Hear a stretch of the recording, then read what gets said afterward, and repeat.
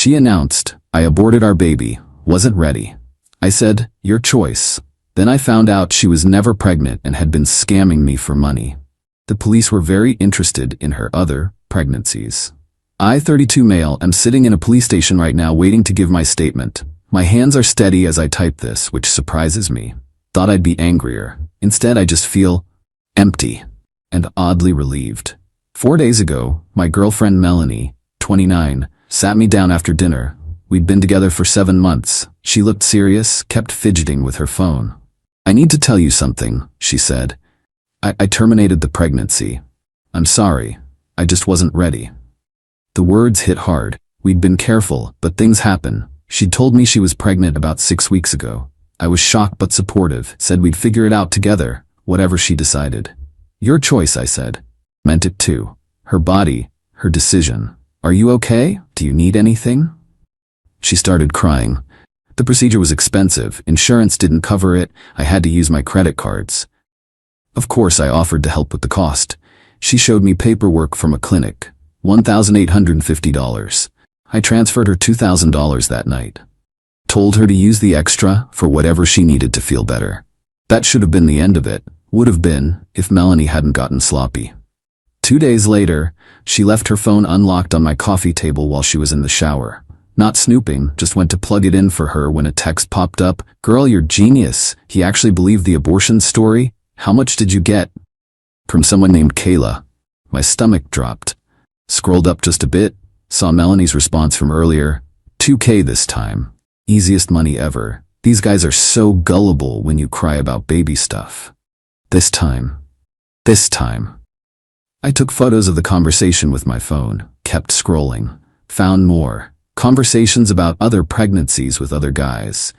Tips on which clinics have the most realistic-looking paperwork. Discussions about the best timing to announce a miscarriage or abortion for maximum sympathy cash. 7 months of dating. 6 weeks of me thinking I was going to be a father. All fake. Put her phone back exactly where I found it. Acted normal when she came out. Kissed her goodbye when she left. Then I went to work. Not my regular work. Detective Wallace, who goes to my gym, showed him the photos.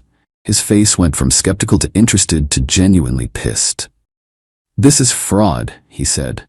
"And if she's done this multiple times, that's a pattern. That's serious." He had me write down everything. Times, dates, amounts, the fake clinic paperwork. Asked if I still had the bank transfer records. I did. "Leave this with me," he said. "And don't confront her yet. If she's running this scam on multiple people, we need to build a case." That was 2 days ago. This morning, Wallace called. They'd found 3 other guys. 3. All with similar stories. Pregnancy announcements followed by convenient miscarriages or abortions. Always needed money for medical bills or recovery. One guy gave her $5,000 for complications. Now I'm here giving my official statement. Melanie has no idea. She texted me this morning about dinner plans. I said I had to work late. She's about to learn what happens when you fake pregnancies for profit. Update 1. The last week has been insane, like absolutely insane. After I gave my statement, Detective Wallace told me to act normal for a few days while they investigated. Hardest thing I've ever done. Melanie kept being her usual self, sweet, affectionate, talking about future plans. Even mentioned maybe trying for a real baby. Next year, I almost threw up. 3 days after my police visit, Wallace called. They'd found 2 more victims. 5 total, not counting me. Over $18,000 scammed in the last 2 years. Girl had a whole system. 1. Date guys for 4 to 8 months. 2. Announce pregnancy around month 3 to 4. 3. Wait 3-6 weeks. 4. Announce miscarriage or abortion. 5. Collect money for medical bills. 6. Stay together another few months to avoid suspicion. 7. Break up for unrelated reasons. 8. Repeat. She even had template texts she'd modify slightly for each guy. The fake clinic paperwork? She made it herself. Downloaded logos, created realistic invoices. Even had a friend who'd pretend to be clinic staff if anyone called to verify. But here's where she messed up. She used the same bank account for all the transfers, and she didn't report the income on her taxes. The IRS is now very interested in Melanie's financial situation. Yesterday morning, 6 a.m., I get a text from Wallace. "It's happening. Stay home today." I called in sick to work. Around 10 a.m., my phone exploded. Melanie calling, texting, voicemails. I didn't answer. The text started calm. Hey babe, something weird is happening. Police at my apartment? Then confused. They're asking about medical procedures I don't understand. Then angry. Derek, what did you do? Call me now. Then bargaining. Please baby, this is a misunderstanding. We can talk about this. Finally, desperate. They're arresting me, Derek. Please, I need you. I didn't respond to any of it, but I did forward everything to Wallace. Around 2 p.m., her best friend Kayla, yeah, the one from the text, called me. First time she'd ever called me directly. What the hell did you do to Mel? I reported a crime, Kayla. That's what I did. She wasn't hurting anyone. It's not like you couldn't afford it. She faked a pregnancy. She faked an abortion. She took money under false pretenses. That's fraud. You're really going to ruin her life over $2,000? No, Kayla, she ruined her own life over $18,000 from 6 different people that you apparently knew about. Silence. Then, I don't know what you're talking about. Really? Because I have screenshots of you congratulating her on the scam. Police have them too. Might want to get a lawyer. She hung up. Blocked me immediately after. The entitlement though, like I'm the bad guy for reporting fraud. Like she had some right to scam people because they could afford it. Found out from Wallace that Melanie was released on bail that evening. Her parents posted it. Can't imagine that conversation. Then last night, around 11 p.m., she showed up at my apartment. Banging on the door, crying, making a scene. I didn't open it, just called 911. Told them someone violating a no-contact order was at my door. Yeah, the judge issued a no-contact as part of her bail. She apparently didn't think that was serious. Cops showed up quick, could hear her trying to explain, I'm his girlfriend, I just need to talk to him. He's confused. This is all a misunderstanding. Ma'am, there's a no-contact order. You need to leave. But I live here sometimes. My stuff is inside. She doesn't live here. She has a toothbrush and maybe 2 changes of clothes here. Tops. They arrested her. Again. For violating bail conditions. This morning I got a call from a number I didn't recognize. Almost didn't answer, but something told me to pick up. It was a guy named Jerome. Said he dated Melanie 2 years ago. She pulled the same scam on him, but he was too embarrassed to report it.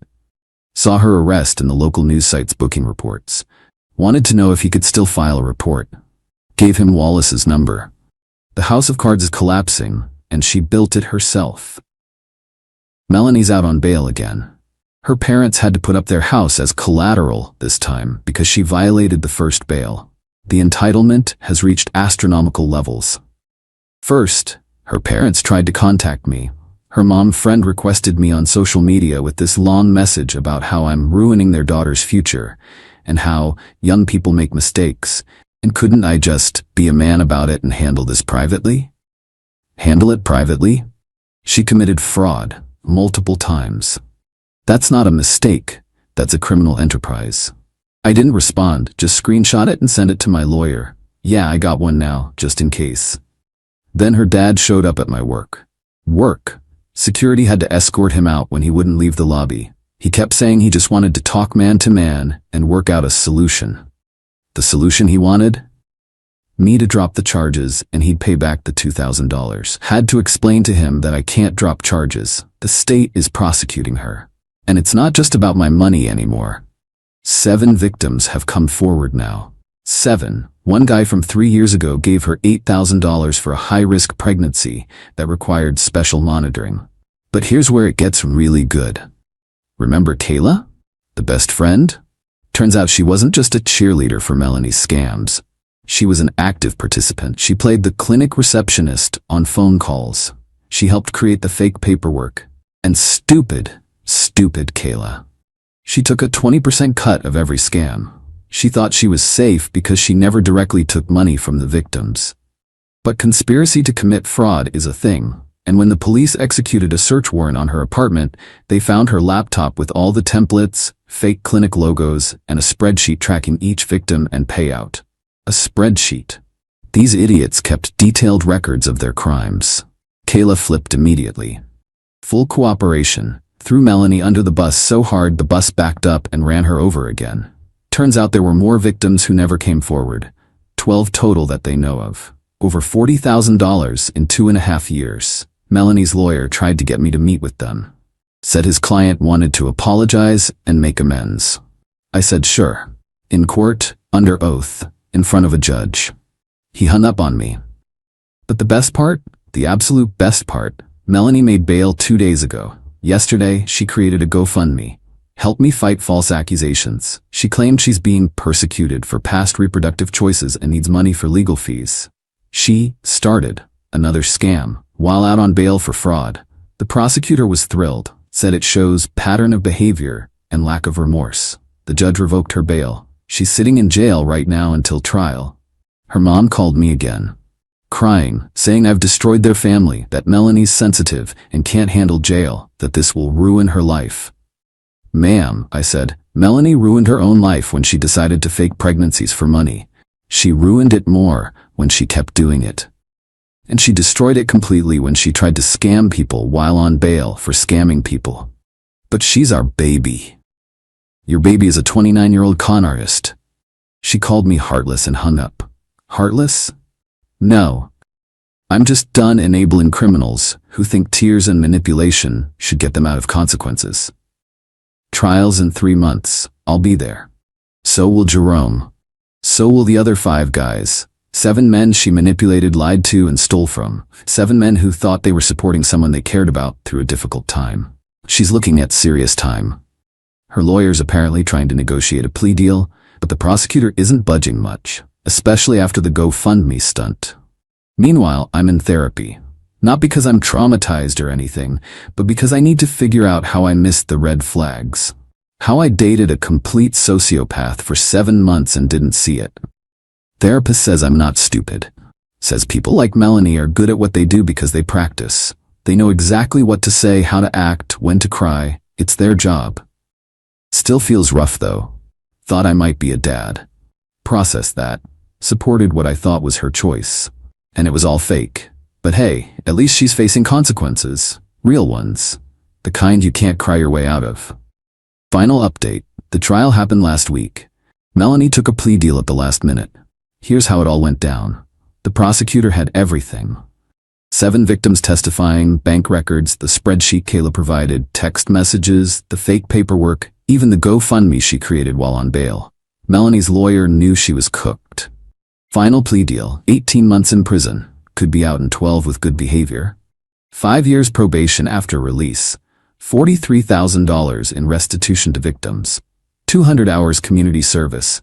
Felony fraud conviction on her record. She took it. Alternative was going to trial facing 5 to 7 years. Court day was surreal, seeing all the victims in one room. We'd been in a group chat for months, supporting each other. Jerome brought his new fiancée. Another guy, Harrison, said testifying helped him get closure. We all sat together. Melanie looked rough. 4 months in jail waiting for trial had taken its toll. No more perfect makeup, no more designer clothes her scams paid for. Just an orange jumpsuit and reality. Her parents were there. Her mom cried the entire time. Her dad looked like he'd aged 10 years. I felt bad for them, honestly. It's not their fault their daughter is a criminal. When the judge asked if she had anything to say, Melanie stood up. We all tensed, expecting manipulation, fake tears, the usual. Instead, she said, I know what I did was wrong. I hurt people who cared about me. I'm sick. I need help. I'm sorry. That's it. No excuses. No blame shifting. Her lawyer probably coached her, but still, it was something.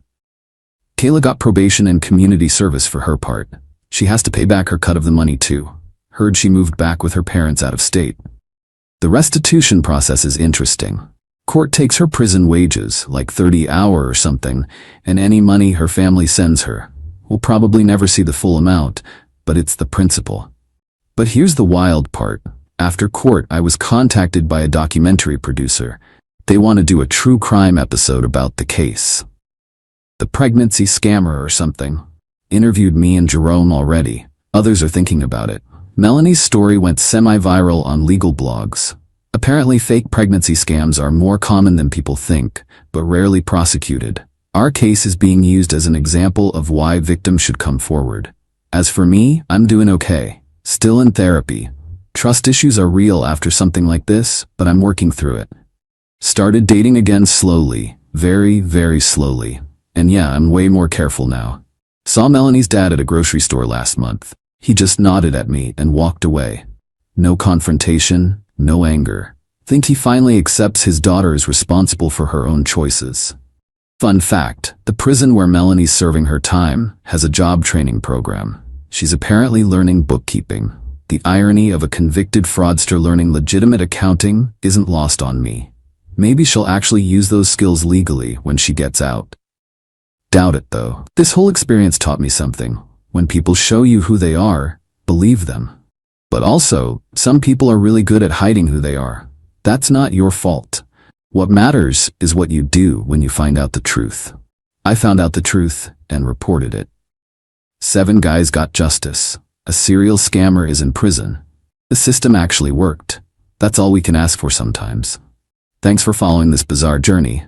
Deleting this account now. Time to move forward with my life. A life with no fake pregnancies, no scams, and no more Melanie. Peace.